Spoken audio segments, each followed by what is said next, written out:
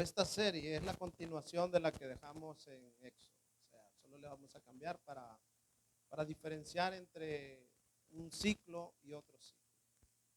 En la serie pasada, Dios sigue liberando a su pueblo. Nos quedamos en Moisés llegando a Egipto, en el capítulo 6, donde Moisés queda decepcionado ya que había ido a querer liberar al pueblo de Israel, pero el faraón le había dicho que de eso nada, que las cosas más bien se iban a poner peor para la nación para el pueblo de Israel, el cual todavía no era nación, aún vivían en esclavos en Egipto. Así que cuando podemos ver en Éxodo, si usted lo busca, Éxodo 6:1, vamos a ver que ahí nos encontramos con un hombre decepcionado porque no había podido alcanzar el objetivo que Dios le había mandado. Entonces, hoy vamos a comenzar una nueva serie y esta serie tiene por título La batalla de los dioses. Ponga atención, la batalla de los dioses. Y es que a lo largo de esta serie vamos a estar desarrollando 10 enseñanzas que nos van a enseñar cómo Dios va a acabar con cada uno de los dioses de Egipto que los egipcios le rendían culto. Y es que Dios no permite, o sea, demuestra constantemente de que donde se levanta un ídolo no es nada y él va y lo aplasta. Esto tiene una enseñanza muy importante, porque quiero que sepa que así como los egipcios, los cananeos y todas las culturas han levantado ídolos, así hay muchos, aún dentro de las iglesias, levantando ídolos que tienen las mismas características, más o menos. Entonces vamos a aprender mucho en esta serie. Recuerde, la batalla de los dioses. Es el título para que usted se quede con ella y es Dios peleando contra cada uno de esos dioses y por supuesto saliendo victorioso sobre ellos.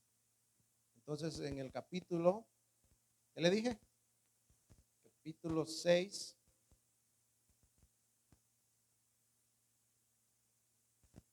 Versículo 1 dice, Éxodo, entonces el Señor le dijo a Moisés, ahora verás lo que haré con Faraón. Cuando sienta el peso de mi mano fuerte, dejará salir a mi pueblo. De hecho, él mismo los echará de la tierra. Ahora verás. Pero vamos a estudiar un poco el contexto de lo que era esa civilización en ese tiempo. Como le digo, vamos a desarrollar 10 enseñanzas que tienen mucha enseñanza para nosotros. Y vamos a ir rápidamente al capítulo 7 en el versículo, a partir del versículo 14 en adelante. Aquí Dios le dice, ahora verás lo que voy a hacer y le da un adelanto de lo que va a hacer. Pero más adelante en los versículos del capítulo 6 podemos ver de que Dios empieza a contar las genealogías de todos para que quedara registro y constancia de que todos ellos serían testigos de lo que Él iba a hacer. Entonces avanzamos hasta el capítulo 7. Recordemos que Moisés le dice, Señor, no, mira cómo está esto está peor, pero el Señor le dice, ahora verás lo que voy a hacer. Entonces fíjense bien, en el capítulo 7, en el versículo 1, vamos a comenzar nuestra lectura. A partir de ahí vamos a estudiar la primera plaga del Éxodo, que es la plaga de sangre. Leemos, versículo 7 dice, el capítulo 7 dice, luego el Señor le dijo a Moisés, el corazón de Faraón, ¿cómo es? Versículo 14.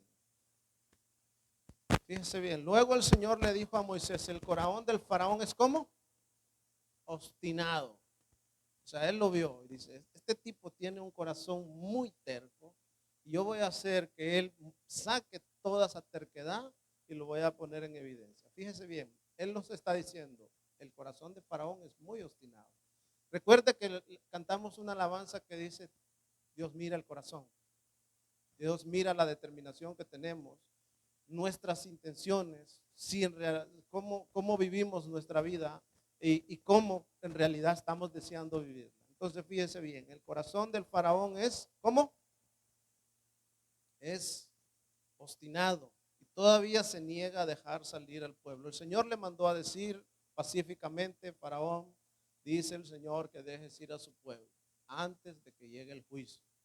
Y el faraón dijo, de eso nada, les empeoró la carga. Continuamos, vamos a leer un buen ratito, hasta el versículo 24, así que vamos a ir rápido. Así que irás a ver al faraón por la mañana cuando descienda al río párate junto a la ribera del río Nilo para encontrarte allí con él. No te olvides de llevar contigo la vara que se convirtió, ¿cómo dice? En serpiente. Continuamos leyendo. Luego anúnciale lo siguiente. El Señor Dios, anúnciale lo siguiente. Dios anuncia lo que va a hacer con tiempo de antelación. Dice, el Señor Dios de los hebreos me envió a decirte, deja ir a mi pueblo para que me adore en el desierto. Hasta ahora te has negado a escucharlo.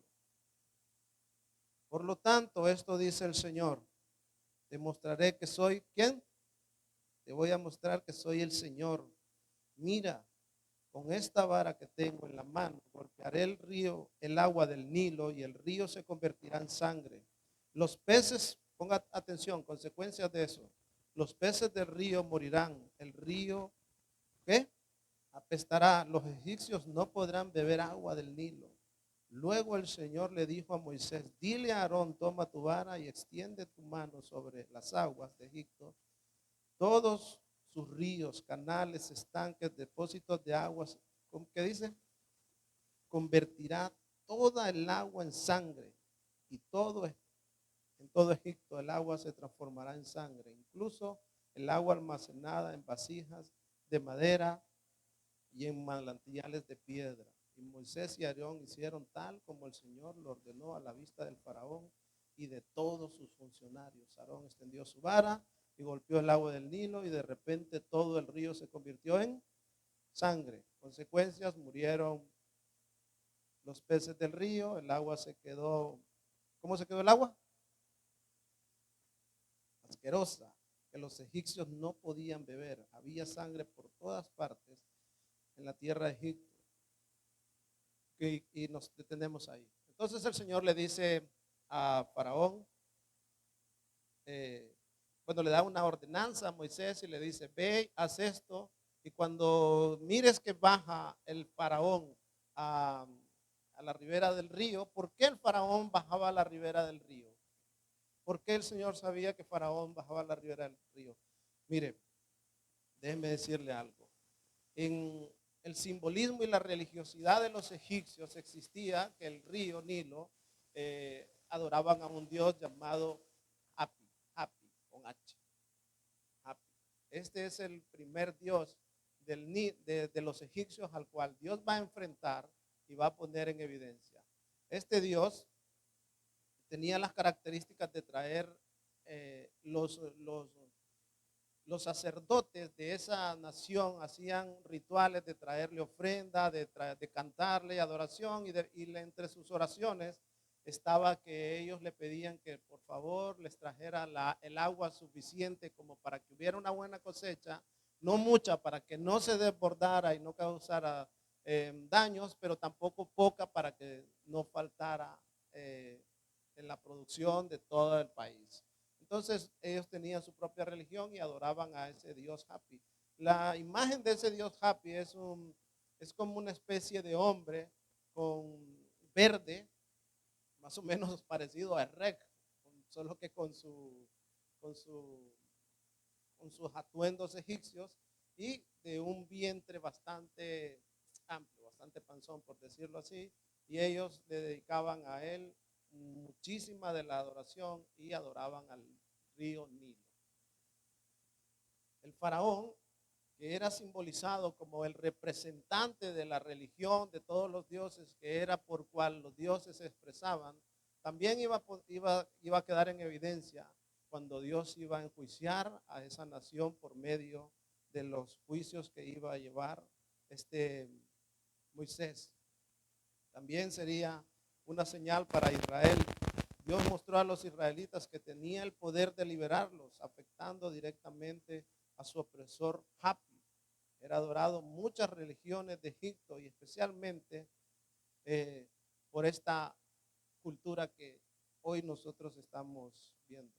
Mire, voy a hablarles de las consecuencias que tuvo este asunto de el faraón haberse enfrentado a Dios obstinadamente. El título de esta enseñanza es, ¿lo tienen? Fíjese bien, no endurezcas tu corazón. Ponga atención, el título de esta enseñanza es, no endurezcas tu corazón. ¿Por qué? Porque eso te va a traer graves consecuencias. La importancia del río Nilo para Egipto. El Nilo era la fuente de vida y prosperidad en Egipto.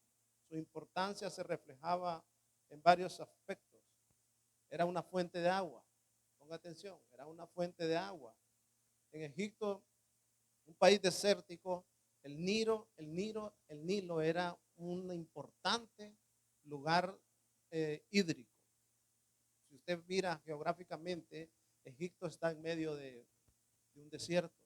Y el que hubiera ese río tan importante que llevara el agua que hacía que la agricultura y la fertilidad crecía anualmente, desbordando y trayendo muchísimas cosechas que aún hoy en día permanece. También era una fuente, como le digo, era la fuente de agua, era una fuente agrícola y de fertilidad. También tenía la pesca, la alimentación. Entonces, esta gente tenía su confianza en las cosechas y en lo que ese río traía anualmente. Recuerde que venía por estaciones. Cada vez que el río estaba medio seco, los sacerdotes iban, ofrecían ofrendas a su Dios Hapi, pedían para que el próximo año tener suficiente. Y hasta el momento ellos habían estado haciendo todas esas cosas. Y ellos habían puesto su confianza. También era una fuente muy importante en el comercio y el transporte, porque era un río que corría las aguas, pero al quedarse estancado todo eso quedó paralizado.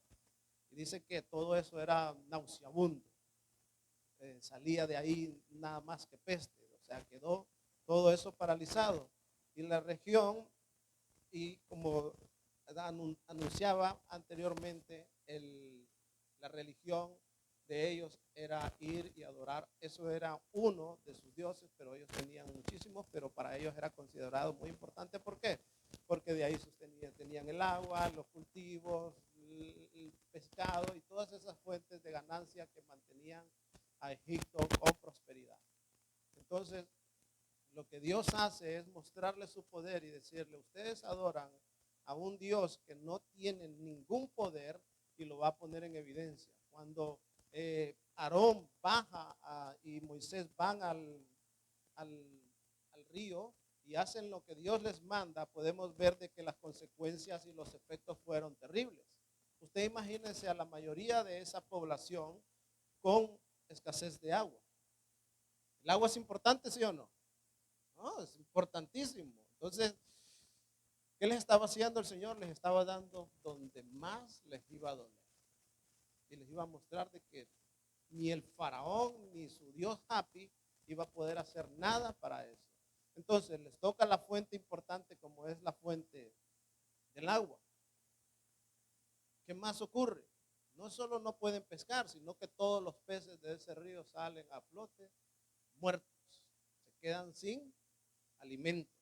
La agricultura y sus cosechas ya no la pueden recoger porque todo está lleno. Imagínese usted lo que sería tener todo lleno de sangre, todo impregnado por todos lados. Y aparte que, imagínense lo trabajoso que era, que todo, dice la palabra del Señor, se convirtió, no importaba si eran estanques, vasijas, donde quiera. Miren, escúcheme bien, que nos ocurra una cosa de esa, solo con el agua, sería muy difícil para nosotros sobrevivir. Solo el agua. Ahora, también, como le decía, los peces, la comida, el hedor, lo que era la pestilencia que había en toda la nación. Y también tenemos esa crisis de desesperación que el pueblo tenía, porque dice Más adelante va a decir en la escritura que el pueblo, todos los egipcios salieron a la ribera del río a cavar pozos hondos para intentar sacar agua. Y adivinen, cuánto, cuando digo la palabra adivine es, imagine usted, no lo hablamos en términos de brujería, porque eso está prohibido, tengo que corregir ese asunto. Pues entonces imagínese usted, 7 días duró eso. 7 días sin agua, 7 días donde las cosas se ponían mal. El Señor le dijo a Moisés, voy a hacer que esa gente te saque corriendo de ahí. Es más, ellos van a darse tanta prisa en hacerte ir de la desesperación que les va a venir a causa de la dureza con el que el faraón recibe cada vez que vienen estos mensajes. Miren, no hay un solo caso en la Biblia, ninguna historia en la Biblia donde el Señor no advierta antes. No hay ni un solo caso. El Señor les advirtió a los cananeos, les advirtió primero a los egipcios, les dijo, oye, si ustedes no dejan ir al pueblo, van a tener consecuencias terribles. Luego tenemos a los cananeos, donde Dios les manda que se arrepientan y ellos no quisieron arrepentirse. Entonces, cada vez que el Señor habla, lo hace con un acto de misericordia y lo mismo ocurre con todos los que estamos aquí y el mundo.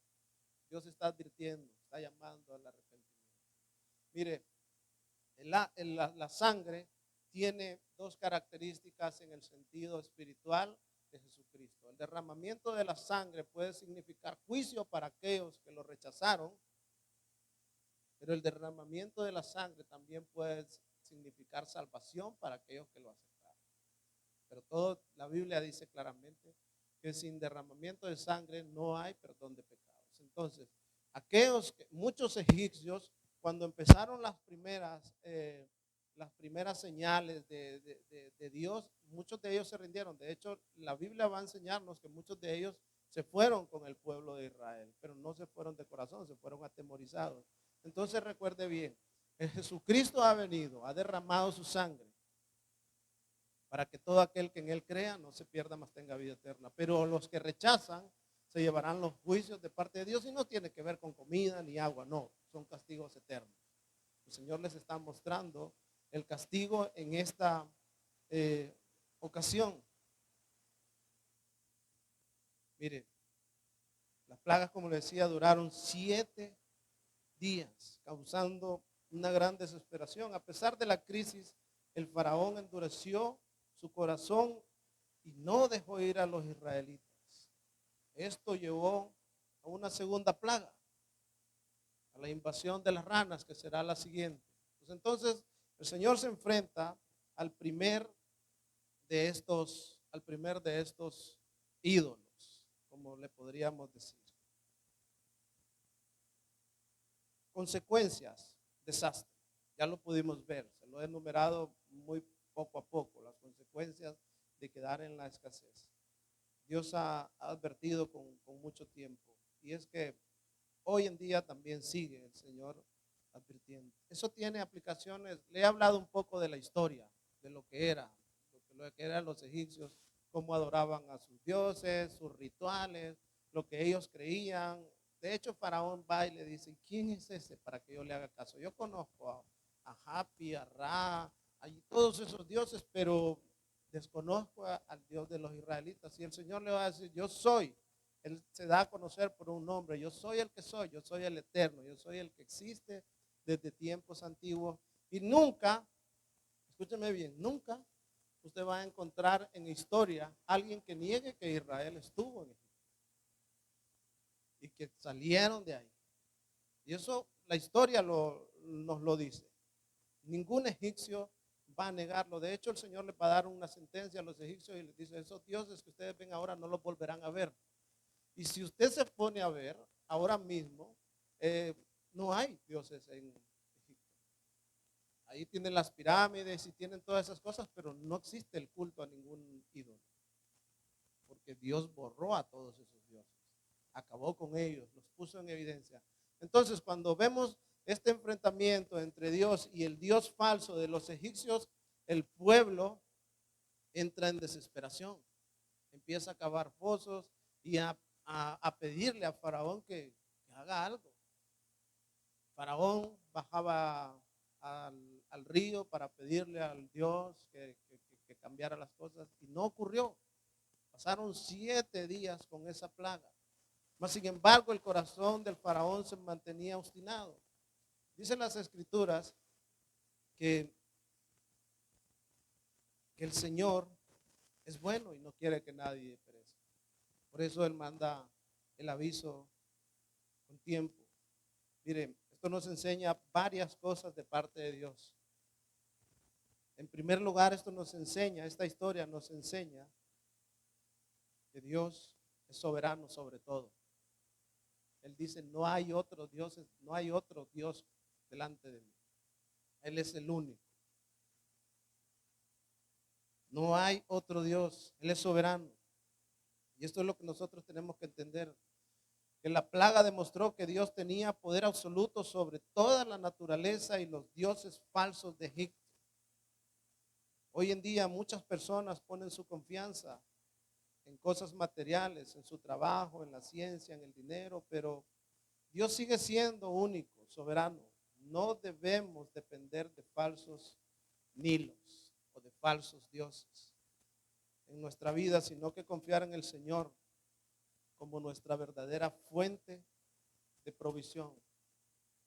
Sabe que al principio le decía que hay muchos que tienen sus propios dioses. Ellos tenían sus propios dioses. Cuando vamos a otras culturas, nosotros vamos a los budistas, ellos tienen sus propios dioses. Si usted va a cualquiera otras, si usted se iba a los mayas, ellos también tenían sus propios dioses, porque el hombre es experto en fabricarse dioses. ¿Y usted cree que dentro del pueblo cristiano no hay quienes tienen sus propios dioses? Déjeme decirle que sí, pero Dios no tolera eso. De hecho, en uno de los mandamientos que Él da es, amarás al Señor tu Dios con todo tu corazón. ¿Cómo?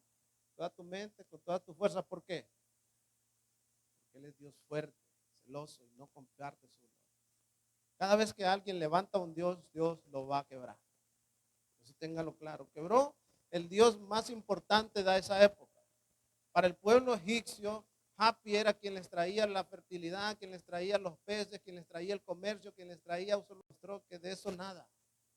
En la enseñanza de ayer vimos cómo dice la palabra del Señor en Mateo 7:45, que es Dios quien hace salir el sol para los buenos y los malos y la lluvia para los buenos y los malos. Solo que Él es paciente y no quiere que nadie perezca. Entonces, pero es importante conocer un poco de la historia de esas culturas, cómo se llevó a cabo todo eso, cómo ellos tenían su confianza en el río. Pero ese río no les daba más que mortandad, castigo. Ahora, como dice el Romanos 6:23,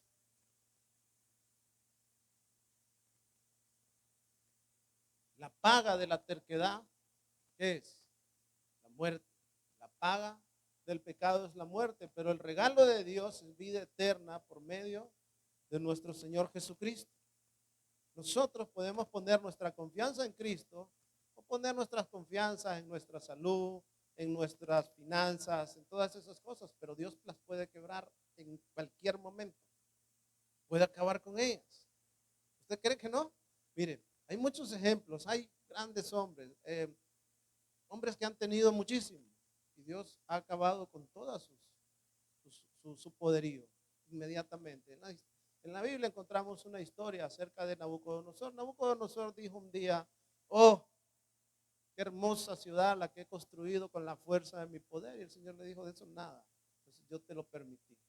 Juicio, 7 años viviendo con las bestias hasta que reconociera quién era. Se lo quitó de un día para otro, en cualquier momento.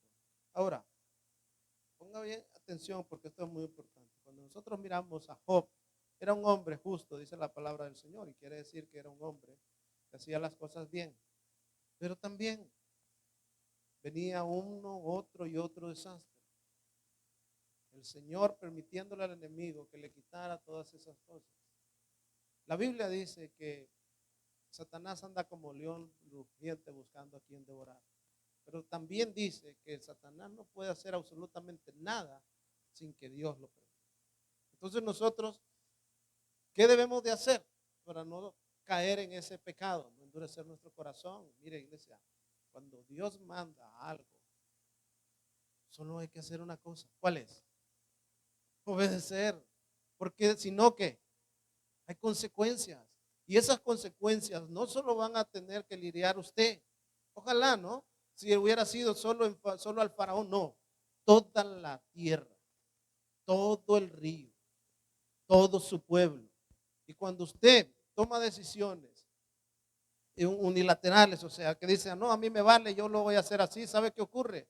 Usted, por ende, va a terminar afectando a su familia. Las malas decisiones que nosotros tengamos, o la dureza, o la terquedad de nuestro corazón, va a terminar afectando a nuestra familia, a nuestros hijos, a nuestra descendencia. ¿Se me hago entender? Entonces es muy importante que si usted escucha la voz de Dios, no endurezca su corazón, porque la paga del pecado es la muerte. O sea, Dios va a darle a cada uno conforme sus obras. Fíjense bien, no pongamos nuestra confianza como la pusieron ellos en las cosas de abajo. Pongamos nuestra confianza en el Señor. Él es nuestro regalo. Mire, el agua representa la vida espiritual. En la Biblia, el agua muchas veces simboliza la vida, la palabra de Dios. En Juan 4, 13 al 14, miren lo que dice. Leamos juntos.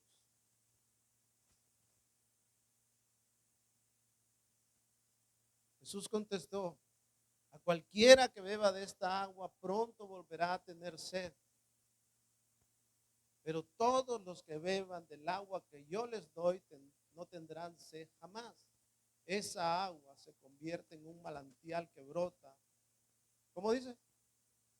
Con frescura. ¿Cómo se quedó el río? Estancado, podrido. ¿Cómo se quedan nuestras acciones, nuestros métodos? Muchas veces se estanca, se pudre, huele mal.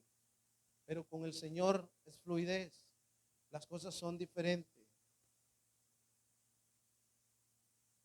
Así que como el agua contaminada traía muerte a Egipto, a la pesca, a todo lo que había ahí, solo Jesús puede purificar nuestras vidas. Solo Jesús puede limpiarnos de la contaminación de la cual nosotros venimos, de la idolatría, de vivir nuestra vida como nosotros queremos vivir. Solo Jesús nos va a dar una vida nueva. Solo Jesús puede revertir ese mal proceso que nosotros traemos de nuestra vida. Porque ¿cuántos de nosotros no hemos venido confiando en nuestras fuerzas, en yo haré aquí, yo haré allá, y al final eso no se lleva? ¿Cuántas personas, mire, hoy que vivimos en un contexto que no es ajeno a lo que está ocurriendo para muchas personas que viven de manera ilegal o los migrantes en Estados Unidos, ¿cuántos no habían puesto su confianza en ese país? ¿Ah? ¿Cuántos hoy no están siendo puestos en un avión para ser deportados y van a tener que dejar a sus familias, todo lo que conocían y todas esas cosas? De un momento para otro. ¿Cuántas personas no les llega el último momento que de repente una enfermedad o lo que sea? Mire, cualquier momento pueden venir los juicios. Lo importante es hacia dónde vamos, en quién hemos puesto nuestra confianza, que aunque el río, que aunque la nación tiemble, nuestra confianza está puesta en Jesús. Que aunque venga la enfermedad, no importa, yo estoy confiando en Jesús. Sea que Él me quiera sanar, sea que no me quiera sanar, yo sé en quién he confiado. ¿Sí o no? Pero ellos, ¿en quién podían confiar? Sí que confiaban que Faraón era el representante de los dioses y él se vio siendo un inútil ante Dios. No pudo hacer absolutamente nada. No podía revertir lo que se había hecho. El único que puede revertir ese proceso de pudrición, de contaminación, de desastre es nuestro Señor Jesucristo trayéndonos vida nueva. Amén. Entonces entendamos esa parte. La palabra del Señor nos dice que nosotros necesitamos beber de esa agua que es Él.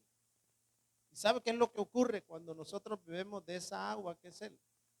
Porque en realidad lo que ocurrió en el río Nilo era lo que simple y sencillamente lo que ellos tenían, solo que Dios lo, lo hizo ver. Ellos bebían y comían juicio. Pero cuando Dios nos enseña a nosotros eso, nos pone también a ponernos a ver de que nosotros, la mayoría de los que no han puesto su confianza en Cristo, lo único que están es comiendo juicio, podredumbre. Pero cuando dice la palabra del Señor es que Él es el maná que bajó del cielo. Él es el pan de vida. Él es el agua que sacia nuestra sed. Él es quien nos limpia. ¿Me estoy haciendo entender, iglesia? Entonces entendamos, por favor, de que nuestra confianza no puede estar en cosas vanas de este mundo. El endurecimiento del corazón es un problema grave para la humanidad. No importa si tienes dinero, no importa si no tienes dinero, si eres grande o chico, pero la terquedad y la necedad es un problema grande. ¿Cuántas personas, dígame usted, no conoce usted que a causa de su necedad han perdido sus familias? A causa de no querer hacer las cosas correctamente. ¿Cuántas personas no han pasado toda su vida intentando salir adelante y no hacen más que tropezar, tropezar y tropezar? A causa de la terquedad. No, que mira, tienes que cambiar, tienes que corregir. Sí, lo voy a intentar, no puedo, porque no es con nuestras fuerzas. No es con nuestras fuerzas. Ninguno de nosotros podría decir, no, yo lo voy a hacer solo, sin ayuda de Dios. No, espérate, necesitamos la ayuda de Dios, que es el que nos da la mansedumbre, el dominio propio, que son los frutos del Espíritu Santo. De lo contrario, no hay.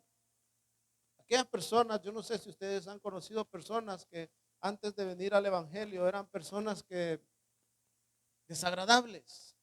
En cuanto las veía decía, ahí viene ese, sí o no, pero luego las vieron en el proceso de que Dios los ha cambiado, de que ellos han bebido de la fuente de vida eterna, luego los vieron renovados, ya los ven más limpios, más purificados, ya no andan con malas intenciones, ya no andan con miradas sucias, ya no andan con ese lenguaje sucio, que es lo que contamina, ese estanque podrido que significa el río Nilo.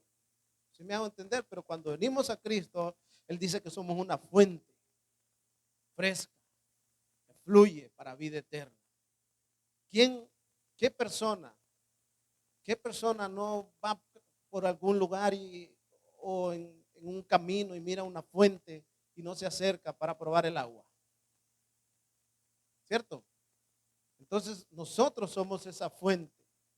El Señor quiere depositar en nosotros esa pureza para que nosotros alcancemos a otros y salgan de esa confianza. Entonces imagínese usted, la situación del pueblo, de la nación de Egipto en estos momentos, del contexto que nosotros estamos viendo, ¿cuál es? Podredumbre, mal olor, desesperación, toda la gente en todo intentando sacar agua de donde no hay, y el agua que salía estaba contaminada. Y eso sabe que nos enseña que cualquier esfuerzo de nosotros por conseguir la fuente que nos purifica es en vano. No hay. El único es nuestro Señor Jesucristo. Mire, el faraón vio el milagro, sufrió las consecuencias, pero no quiso arrepentirse. Y eso es una característica del pueblo de hoy en día. Hay personas que han visto el milagro. No, dicen, no, yo nunca he visto. No, no. Cuando usted ve una persona renovada, que ha cambiado su forma de vivir, que antes robaba, era borracho, parrandero, jugador, y hoy lo mira, que va de la mano con su familia, intenta darles una mejor educación a sus hijos y todas esas cosas, eso es un milagro. Eso es un milagro. ¿Cuántas personas? Usted sabe muy bien que ahora mismo vivimos en esta ciudad, pero poco a poco se está llenando de personas que están metidas en el alcoholismo, en las drogas, y no pueden salir de ahí. Les cuesta. O sea, si no es porque se rindan a los pies de Cristo, usted luego no los va a ver renovados. Pero es una realidad. Hay personas que están hundidas en la miseria y miran y se les habla, se les predica y todas esas cosas, pero aunque miran esas vidas cambiadas, esos milagros, y incluso algunos han podido ver milagros de sanación de personas, y más sin embargo siguen con sus corazones endurecidos. Por eso en Hebreos el Señor nos va a hacer una advertencia muy importante en Hebreos 13:15, que es de donde toma título este mensaje. Mire lo que dice.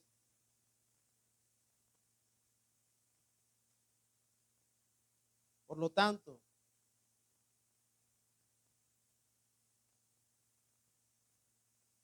tanto, dice 3:15, por favor. Perdón. Hebreos 3:15 dice. Recuerden lo que dice. Cuando oigan hoy su voz, no endurezcan su corazón, como lo hicieron los israelitas cuando se rebelaron. Los israelitas endurecieron su corazón. Las consecuencias para esa nación fueron terribles, castigos tras castigos. El faraón endureció su corazón, fue terrible, castigo tras castigo. Usted endurece su corazón. Mire, si usted como padre o como madre endurece su corazón, no, las consecuencias no solo son para usted, también agarrarán a sus hijos. ¿Me hago entender? Si el Señor nos dice que debemos de cambiar tales conductas, hagámoslo, reconozcamos, arrepentámonos. ¿Sabe que arrepentirse es reconocer, pedir perdón y no volverlo a hacer? Que la gente dice, no, es que yo no siento, es que no tienes que sentirlo, solo tienes que obedecerlo. Es decir, yo sé que lo hice mal. Mire, las escrituras nos enseñan que la gracia común nos da la gracia común le ha dado el sentido común a toda la población para que sepa distinguir entre lo bueno y lo malo. Dios ha escrito las leyes en nuestros corazones y hay gente que dice, es que yo no siento, es que no lo debes de sentir. Tienes que obedecerlo porque las consecuencias son así. ¿Quién no sabe distinguir entre lo bueno y lo malo? ¿Quién no sabe distinguir?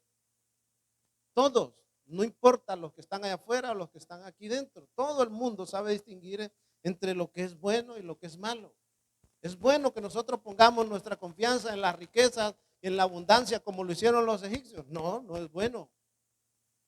No es bueno porque todas esas cosas ahí se van a quedar. Nuestra confianza debe estar puesta en el autor y consumador de la fe, en Cristo. Y cuando dice, no endurezcamos nuestro corazón, es no seamos tercos, no seamos obstinados. Si ya lo entendió, mire, escuche bien, le voy a poner un ejemplo un poco simple. Si usted va al médico y el médico le dice, mire, usted tiene el azúcar por aquí, esto y lo otro, y si usted continúa por ahí, las consecuencias van a ser graves. ¿Mm? No, pues la persona dice, no, pues sabes qué, a mí no, me da igual, y siguen comiendo. Después, mire, empieza su cuerpo a tener problemas serios, amputaciones de sus miembros, y algunos que les sale barato, pero a otros pues se mueren muy rápido. Si una persona tiene el colesterol muy alto, ¿qué le puede ocurrir a una persona que tenga el colesterol muy alto? Que el médico le dice, oye, si no pones remedio con esto, ¿qué le puede ocurrir de un momento a otro? Un infarto. Y eso te va a dar tiempo. Algunos que dicen, ay, no, cuando en el último momento me arrepiento. Un infarto no te va a dar tiempo que te arrepientas de nada, simple y sencillamente te fuiste. Pero las advertencias estaban ahí desde antes, ¿o no? La mayoría de las enfermedades de las personas que hoy en día tenemos son a causa de malas prácticas. Es verdad que puede salir ahí un cáncer que dice usted o personas que tenían buenas prácticas y de repente, pero no es lo común. Pero la mayoría de las enfermedades son a causa de malas prácticas, de lo que nosotros ingerimos prácticamente. ¿Sí o no? Si alguien nos dice, ¿eso te hace daño? No endurezcas tu corazón. ¿Ah? Pon remedio, pon cuchillo a tu garganta, como dice la palabra. ¿Sí o no? Entonces no hagas que las cosas se agraven más. Si tú sabes que hay alguna cosa, escúcheme bien, que le molesta a tu esposa que tú haces, ¿qué tienes que hacer? Hacerla. Hacerla, oído. No lo hagas. Lo mismo para las esposas. Si tú sabes que hay una cosa que no le gusta, no endurezcas tu corazón porque eso trae consecuencias. Y si ambos, imagínense, si todos, si nuestros hijos, nuestras parejas y todos nos ponemos de acuerdo en no hacernos daño, si tú sabes, hijo, que a tu papá y a tu mamá no le gusta que tú camines en compañía de tales y tales, ¿por qué lo haces? ¿Por qué endureces tu corazón al consejo de aquellos que lo único que quieren es el bien para ti? ¿Mm? ¿Sí? ¿Me hago entender? ¿Por qué? ¿Por qué es que el hombre constantemente fracasa? Por la terquedad, porque no atiende al consejo. Atiende más al consejo de los malos. Entonces, si la Biblia dice en el Salmo 1, oye, no te juntes con gente que te va a llevar por el mal camino, ¿por qué endureces tu corazón y lo haces? Entonces, cuando la palabra del Señor nos muestra al corazón obstinado del faraón, se parece mucho al nuestro. ¿Cuántas veces no nos han dicho, cuántos de ustedes no han recibido consejos de que no lo hagan? Y más sin embargo, ay, no, es que yo siento que no sientas, obedece porque es por tu bien. ¿Ah?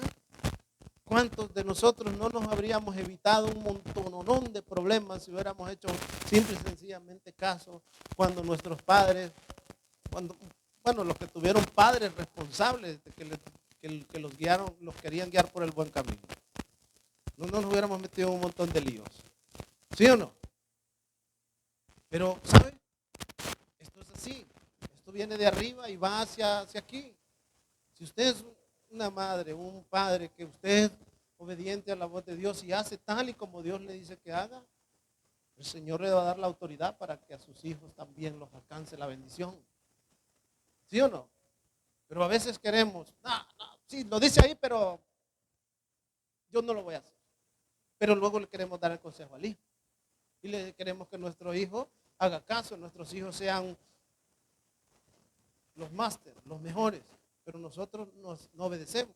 La Biblia dice que hay una vara, que dice que con la misma vara que tú midas, ¿qué? Sea obediente y humilde delante del Señor y Dios le va a dar hijos obedientes y humildes. Porque Él los va a poner bajo sus pies, bajo su dominio en adoración. ¿Se me hago entender? Entonces, no solo se trata de Faraón, que endureció el corazón. Se trata de nosotros, de lo que debemos de corregir. La Biblia dice que el que es santo, santifíquese más. ¿Qué quiere decir? Avance más. Más, no te quedes ahí. No, ya hice, ya cambié esto. Pues ahora voy a cambiar lo otro. Ya cambié esto que que estaba dañándome a mí, que estaba dañando mi relación con los demás. Bien, perfecto. Denle un aplauso a la persona, ¿no? Cuando alguien ha hecho lo bueno, dígale, hey, te felicito, lo estás haciendo bien. No solo se trata de estarle, no, mira, a veces, escúcheme bien, a veces debemos de reconocer cuando las personas están ya actuando bien. Decirle, si es su esposo, su esposa, amor, felicito, mira, esto lo estás haciendo muy bien. ¿Cuántos de ustedes varones les dicen así a estas mujeres? ¿Eh? No escucho ningún amén. ¿Eh? Y ustedes, mujeres, ¿cuántas veces les dicen, ay, amor, qué rico que te quedó esta comida, ahora la estás haciendo bien? Antes era un... No, ¿cuántas veces necesitamos esa forma, no? De decir, no, ¿sabes qué? Estabas batallando con eso, pero ahora veo que lo estás haciendo mejor. Ha cambiado tu corazón, ya no es tan terco. Antes no se te podía decir nada. ¿Ha escuchado ese dicho usted? Decía, uy, ya está, no se le puede ir nada porque es obstinado y todas esas cosas. Pero ya hay personas que ya hay un momento, ¿sabe qué? Que ya nadie les dice nada. ¿Y sabe cómo se llama eso? Juicio. La gente los entrega a su necedad. Ah, sí, no quieres hacer caso, pues yo no te vuelvo a decir nada. ¿Cuántos lo han dicho así? Y ella dice, no, pues ya me cansé, ya no te lo vuelvo a decir. ¿Sabe qué? En sus juicios, ¿sabe cuando alguien lo ama a uno, lo único que quiere es que uno lo haga bien, corregirlo? Por eso la Biblia le dice a Timoteo, no te canses de exhortarlos, de corregirlos, de animarlos. Y nosotros también debemos de hacer lo mismo. Y no endurecer el corazón. Cuando usted está queriendo decir aquí, recuerden lo que dice, cuando oigan su voz, no endurezcan su corazón. Ayer les enseñaba a la mayoría, bueno, los que vinieron al estudio, de que nadie va a poder decir, yo nunca he escuchado la voz de Dios.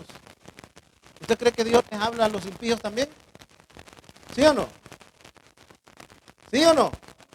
Y si para los que tienen dudas se los voy a explicar muy sencillamente. Antes de que usted fuera cristiano, alguna vez no hizo algo malo y dijo usted por dentro, uy, eso que hice no estuvo bien.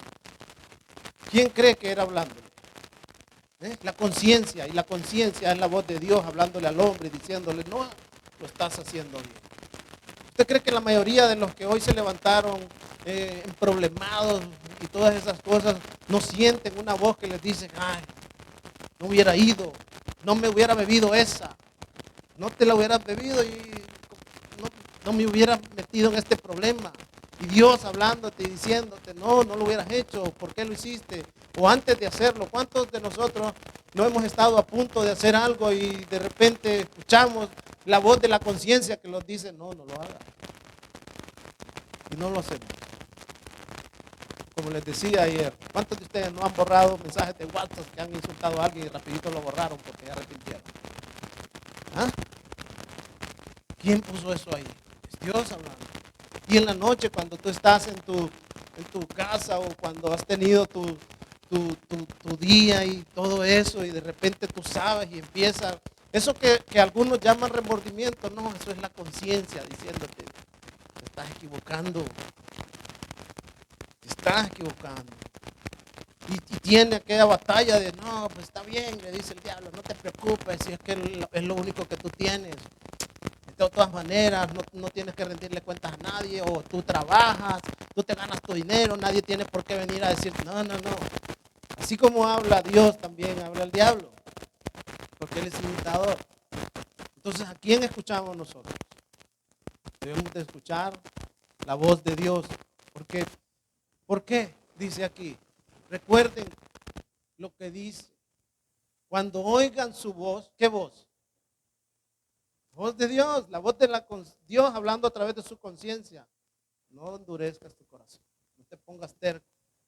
Y cuando yo le decía que ellos tenían esos ídolos, son muchos más, pero nosotros también tenemos ídolos. Muchos de nosotros podemos llegar a tener ídolos. Fíjese bien, el regalo hermoso que Dios le puede llegar a dar a alguien, un hijo, muchos lo convierten en un ídolo. Yo he conocido a personas que iban a la iglesia y de repente les nació un hijo y ese hijo medio le sabe dar patadas a la pelota y ahí andan correteándolo por todos lados y se olvidaron de Dios. Eso por poner un ejemplo. O no, la niña no, es que la niña se siente aburrido. O el niño, no, es que el niño no le gusta. Vamos a hacer lo que dice nuestro Dios. Vamos a hacer lo que dice nuestro Dios en miniatura o lo que dice nuestro Dios en mayúscula. Pregunto.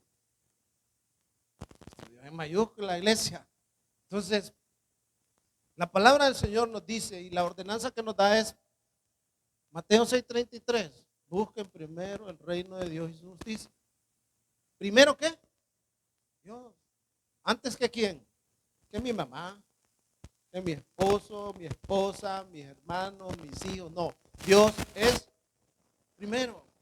Él demanda ser amado con todo su corazón, con toda su mente, con todas sus fuerzas, con todo. ¿Me hago entender? Y cuando escuchemos la voz de Dios, no endurezca su corazón. Porque las consecuencias de un corazón endurecido son terribles. Mire, el ejemplo que pone ahí dice, recuerden lo que dice, cuando oigan hoy su voz, no endurezca su corazón como lo hicieron los israelitas cuando se rebelaron. Los israelitas, aún después de que Dios los había sacado de la esclavitud en que vivían, se rebelaron. Y dijeron, ay no, ¿sabe qué?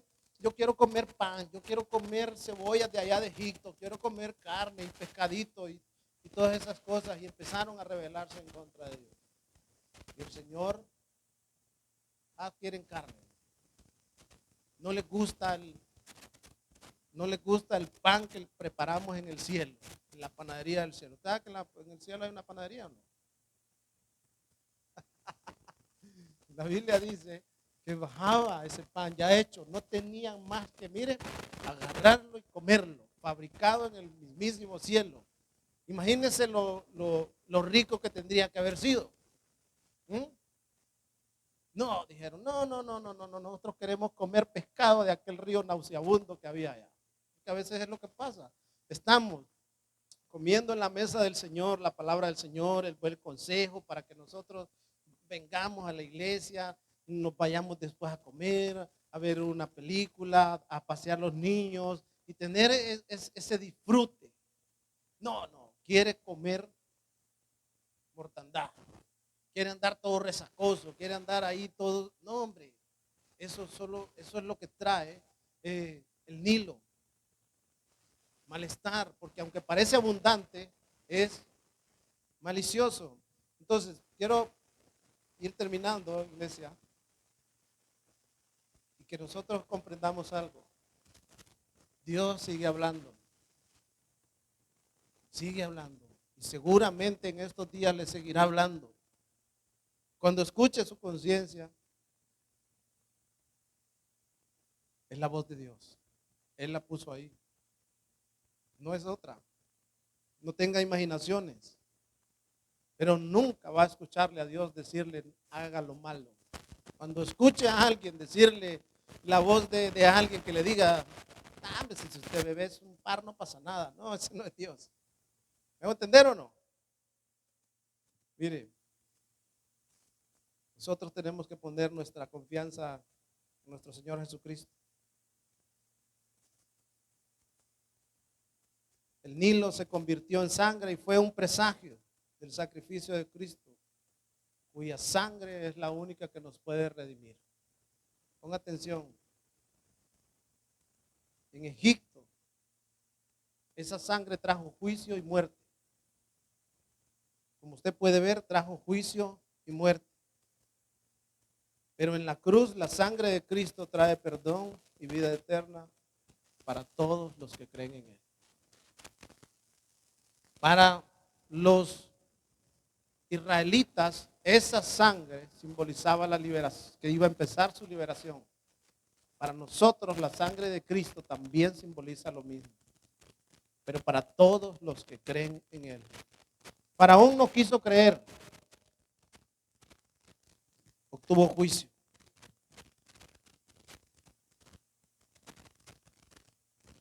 Primera de Juan 1:7.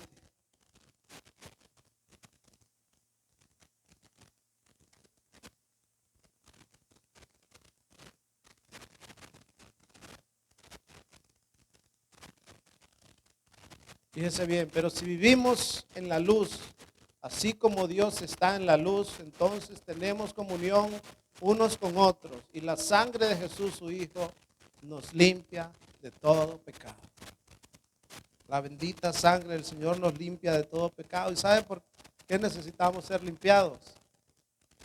Porque necesitamos presentarnos delante de Dios. No importa si es mañana, pasado, dentro de un año, pero que nos presentemos aceptados por el Señor. En conclusión, iglesia, la primera plaga no solo es una historia antigua, sino una advertencia y una enseñanza espiritual.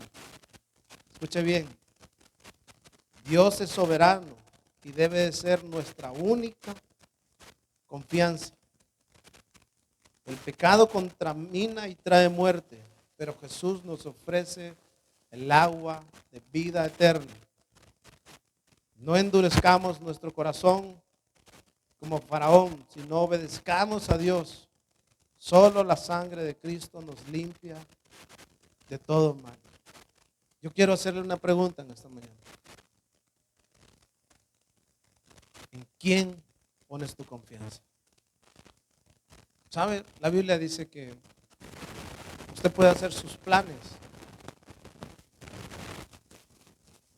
pero el que determina si se llevan a cabo es Dios. recuerda aquel hombre necio? Dijo, no, ¿sabes qué? Este año he tenido una gran cosecha, abundante. Voy a derribar esos graneritos que tengo y voy a construir unos más grandes. ¿Y qué le dijo el Señor? Necio, no sabes que esta noche vienen a buscar tu alma. Tú puedes hacer los planes que tú quieras. La Biblia dice que toda la tierra y su plenitud le pertenecen a Dios y que no hay quien salve de su mano.